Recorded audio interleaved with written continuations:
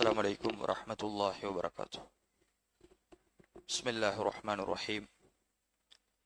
الحمد لله رب العالمين. الصلاة والسلام على أشرف الأنبياء والمرسلين وعلى آله وصحبه أجمعين. أما بعد.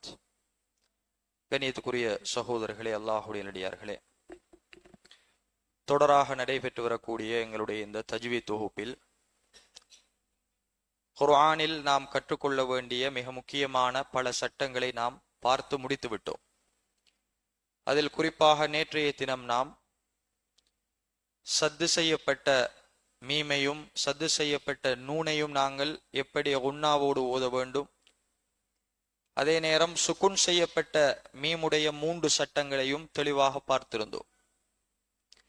பெரும்பாலும் தஜ்வீதுடைய எல்லா சட்டங்களும் பார்த்து முடிக்கப்பட்டிருக்கிறது. இன்னும் ஒரு சில சட்டங்கள் மட்டுமே எங்களுக்கு மீதமாக இருக்கிறது. அதில் இன்றைய தினம் நாங்கள் பார்க்க இருக்கிற சட்டம் கல்கலாவுடைய சட்டம். கல்கலா என்றால், கல்கலாவுக்கு மொத்தம் 5 எழுத்துக்கள் இருக்கிறது. குத்துபுன் ஜத் என்று சொல்வார்கள். காஃப், தா, பா, ஜீம், தால். இந்த 5 எழுத்துக்களும் குர்ஆனில் சுக்குன் செய்யப்பட்டு வருகின்ற பொழுது அந்த எழுத்துக்களை நாங்கள் எவ்வாறு அழுத்தி ஓதுவது, இதுதான் கல்கலாவுடைய சட்டம். இந்த கல்கலாவுடைய சட்டத்தை பொறுத்தவரைக்கும் கணியத்துக்குரிய சகோதரர்களை, நாம் தெரிந்திருக்க வேண்டிய மிக முக்கியமான ஒரு சட்டம், குர்ஆனில் நாங்கள் நிறுத்தி ஓதுகின்ற இடங்கள், வசனங்கள் முடிகின்ற இடங்களில் இந்த எழுத்துக்கள் வந்தால் எப்படி அதனுடைய உச்சரிப்பை நாங்கள் நிறுத்த வேண்டும் என்பதுதான் கல்கலாவுடைய சட்டம்.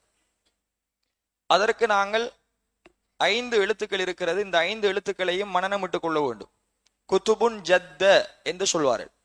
இதை நாம் சேர்த்து சொல்வதாக இருந்தால் குத்துபுன் ஜத்த, லேசா பாடமாக்குறது. காஃப், தா, பா, ஜீம், தால். இந்த 5 எழுத்துக்களும் சுக்குன் பெற்று வருகின்ற பொழுது எப்படி நாங்கள் கல்கலாவோடு ஓதுவது. இந்த கல்கலாவை பொறுத்த வரைக்கும் 2 பிரிவுகள் இருக்கிறது. ஒன்று கல்கலா குப்ரா, பெரிய கல்கலா, கல்கலா சுகுரா, சிறிய கல்கலா. பெரிய கல்கலா என்னண்டா கணியத்துக்குரிய சகோதரர்களே, கல்கலாவுடைய எழுத்து ஒரு வசனத்தினுடைய இறுதியில் வந்தால் அதை எப்படி நாங்கள் சுக்குன் செய்து நிப்பாட்டுவது என்பதுதான் கல்கலா அல் குப்ரா. இங்க பாருங்க, முஹீத் வசனத்தினுடைய கடைசியில் கல்கலாவுடைய எழுத்து வந்திருக்கிறது. இங்கே பா கடைசியில் வந்திருக்கிறது. இங்கே ஜீம், இங்கே தால். இப்படி ஒரு வசனத்தின் கடைசியில், ஒரு சொல்லினுடைய இறுதியில் கல்கலாவுடைய எழுத்து வந்தால் எப்படி அந்த கல்கலாவுடைய எழுத்தை நாங்கள் அழுத்தி நிறுத்துவது என்பதுதான் இந்த சட்டம். அப்ப முதலாவது உதாரணம் காஃபுக்கு, குல் அஊது பிரப்பில் ஃபலக். சூரத்துல் ஃபலக்ல நீங்க பார்க்கலாம், குல் அஊது பிரப்பில் ஃபலக், காஃப்ல முடியுது. இதை நாங்க நிறுத்தும் போது குல் அஊது பிரப்பில் ஃபலக் என்கிற சவுண்ட் வரணும்.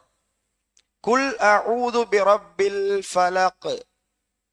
அதே மாதிரி மின் ஷர்ரி மா ஹலக் வமின் ஷர்ரி காசிகின் இதா வகப்.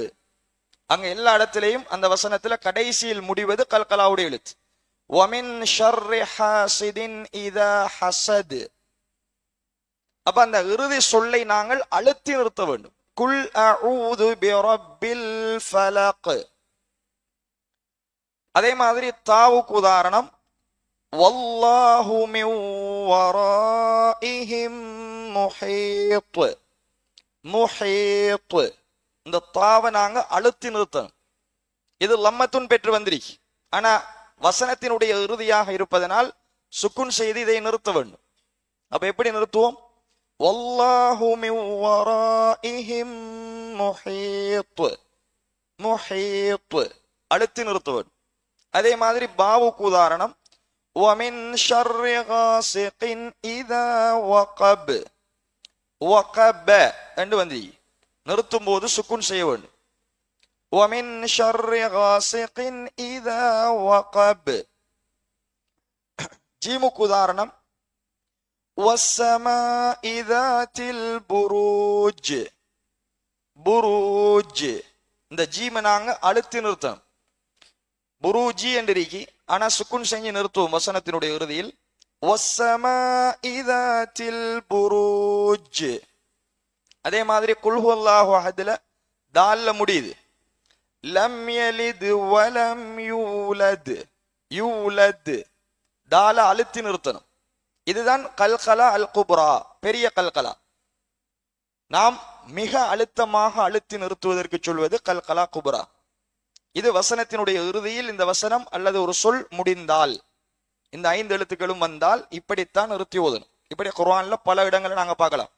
இப்ப வஸ்ஸமாஇ வத்தாரிக் காஃப்ல முடியுது. வஸ்ஸமாஇ வத்தாரிக். அதே மாதிரி தப்பத் யதா அபீ லஹபி வதப். வதப் அந்த பாவை அழுத்தி நிறுத்தணும். இப்படி பல உதாரணங்களை குர்ஆன்ல பார்க்கலாம். 2வது பிரிவுதான் கல்கலா சுகுரா, சிறிய கல்கலா. இது எப்படி என்று சொன்னால், ஒரு வசனத்தினுடைய அல்லது ஒரு சொல்லினுடைய நடுவில் கல்கலாவுடைய எழுத்து வாரது. அப்படி வந்தால் இங்கே நாங்கள் அழுத்தி நிறுத்தின மாதிரி இங்கு அழுத்தக்கூடாது. இலகுவான அழுத்தலோடு இந்த கல்கலாவை நாங்க செய்யணும். அதான் சிறிய கல்கலா. பெரிய கல்கலா தான் நாம் மிகவும் அழுத்தி நிறுத்தணும்.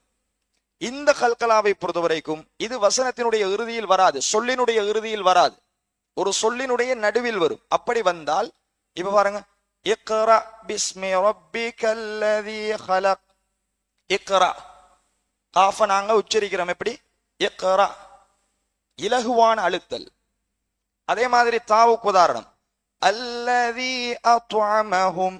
அத்அமஹும் இத மாதிரி கூடுதலாக அதை அழுத்தக்கூடாது. அல்லதீ அத்அமஹும். பாக்கு உதாரணம் வல் ஆதியாதி ضبحا.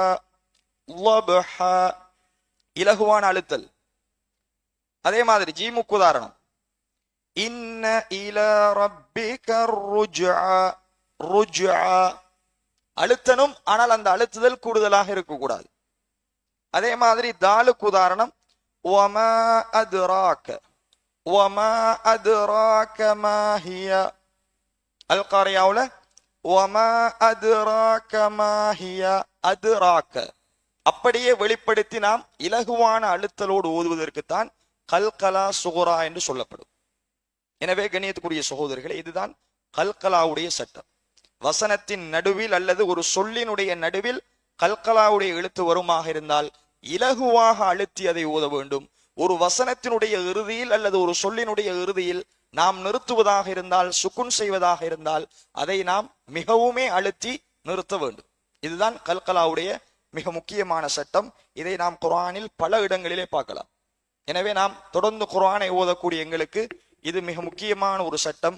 மிக முக்கியம், இந்த எழுத்துக்களை நாங்க பாடமாக்கணும். எவ்வளத்து இந்த எழுத்து வந்தால் நாம் நிறுத்துவது. எனவே காஃப் தா பா ஜீம் தால் குதுபுன் ஜத்த என்று சொல்வார். இப்படி நாம் இந்த எழுத்தை மனனமிட்டு கொண்டால் குர்ஆனில் ஓதுவதற்கு, நிறுத்தி ஓதுவதற்கு இந்த சட்டம் மிக இலகுவாக இருக்கும். இப்ப எங்களுக்கு மீதம் இருக்கிற சட்டம் மத்துடைய சட்டம் மட்டும்தான். பெரும்பான்மையான தஜ்வீதுடைய சட்டங்கள் நாம் முன்னுக்கு பார்த்த அனைத்தும் பெரும்பான்மையான சட்டம். இதுதான் எல்லா தஜ்வீத் வகுப்புகளிலும் கற்றுக் கொடுக்கப்படக்கூடிய, மதரசாக்களில் கற்றுக் கொடுக்கப்படக்கூடிய மிக முக்கியமான சட்டங்களை நாம் பார்த்து முடித்திருக்கிறோம். எனவே கண்ணியத்துக்குரிய சகோதரர்களே, இனி மீதமுள்ள இன்னும் சில சின்ன சட்டங்கள் இருக்கு. அது எல்லாமே எங்களுக்கு தெரியும். அலிஃப்லாம் வந்தா எப்படி சேர்த்து ஓதணும், அலிஃப்லாமுக்கு சத்து வந்தா எப்படி ஓதணுங்கிறதெல்லாம் அது நமக்கு படிச்சு தர வேண்டிய அவசியம் இல்லை. நாங்க குர்ஆனை ஓதும் போதே நமக்கு அது தெரிஞ்ச சட்டம்.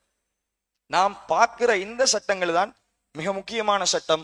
இறுதியாக நமக்கு இருப்பது மத்துடைய சட்டம். அது மிக முக்கியமான சட்டம். மத்தென்றால் நீட்டி ஓதுதல். குர்ஆனில் எந்தெந்த இடங்களில் என்னென்ன அடையாளங்கள் வந்தால் நாங்கள் நீட்ட வேண்டும், மத்துடைய எழுத்துக்கள் எத்தனை, அதை நாம் விரிவாக இன்ஷா அல்லாஹ் நாளைய வகுப்பில் இருந்து பார்க்க இருக்கிறோம். மத்துடைய சட்டத்தை நாங்கள் முடித்தால் தத்பீக். தத்பீக் என்றால் முடியுமான எல்லாரும் நாங்க குர்ஆனோடு வரணும். படிச்ச சட்டம் அவ்வளவுத்தையும் நாங்கள் அப்ளை பண்ணி ஓதி பார்க்கிறது. ஒரு நாளோ அல்லது 2 நாளோ அல்லது 3 நாளோ இந்த தஜ்வீதுடைய வகுப்பை நாங்க முடிச்சிட்டு எல்லோரும் இருந்து நான் செரிப்புல பார்க்க நீங்க எல்லாரும் ஓதணும். அப்ப நம்ம படிச்ச சட்டம் எல்லாம் அதுல வரும்.